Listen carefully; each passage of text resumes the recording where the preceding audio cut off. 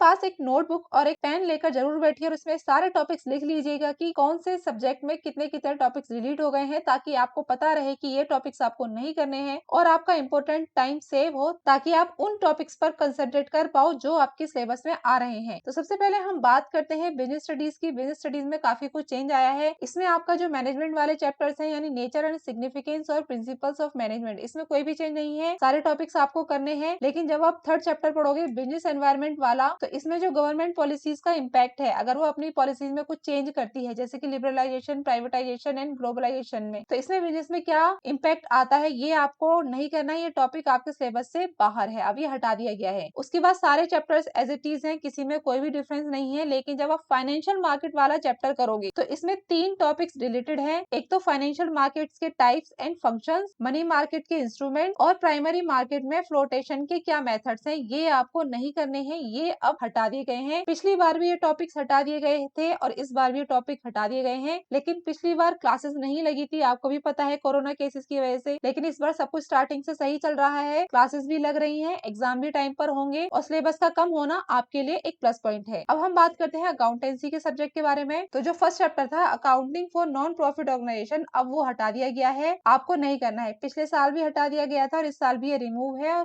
आपके सिलेबस से अब ये बाहर हो चुका है और ये अब पुरानी बात हो चुकी है। उसके बाद जो पार्टनरशिप है उसमें कोई भी चेंज नहीं है, सारी पार्टनरशिप ऐसी ही है। फिर जो कंपनीज की अकाउंटिंग आ जाएगी, उसमें जो शेयर कैपिटल्स की अकाउंटिंग है वहां तक भी कोई चेंज नहीं है, आपको सब कुछ करना है। लेकिन जब आप डिवेंचर्स वाले चैप्टर पर आओगे तो 4 टॉपिक्स आपको नहीं करने हैं। रिडेम्पशन के मेथड, चाहे वो लमसम हो या फिर ड्रॉ ऑफ लॉट्स हो, आपको नहीं करना है, डिलीट कर दिया गया है। डिवेंचर रिडेम्पशन रिजर्व को बनाना, वो भी आपको नहीं करना है। फिर डिवेंचर रिडेम्पशन इन्वेस्टमेंट में इन्वेस्ट करना, ये भी अब सिलेबस से बाहर है, आपको नहीं करना है। और TDS भी सिलेबस से बाहर है, आपको नहीं करना है। ये सभी टॉपिक्स हटा दिए गए हैं, डिलीट कर दिए गए हैं, तो काफी प्लस पॉइंट है इस बार आपके लिए। आपको कैसा लग रहा है कम सिलेबस देखकर नीचे कमेंट बॉक्स में मुझे जरूर बताइएगा। इसके बाद आपकी सेकंड बुक स्टार्ट हो जाती है, इसमें भी कोई चेंज नहीं है। पहले एनालिसिस ऑफ फाइनेंशियल स्टेटमेंट पे कंपैरेटिव स्टेटमेंट और कॉमन साइज स्टेटमेंट हटा दिया गया था, लेकिन अब है, ये ध्यान रखना। यानी पिछली बार जो टॉपिक्स हटाए गए थे इस बार वो सेम नहीं है, पिछली बार में और इस बार में चेंज है, ये ध्यान दीजिएगा। तो इस बार की जो टॉपिक्स है वो अलग है, पिछली बार के अलग है। जैसे कि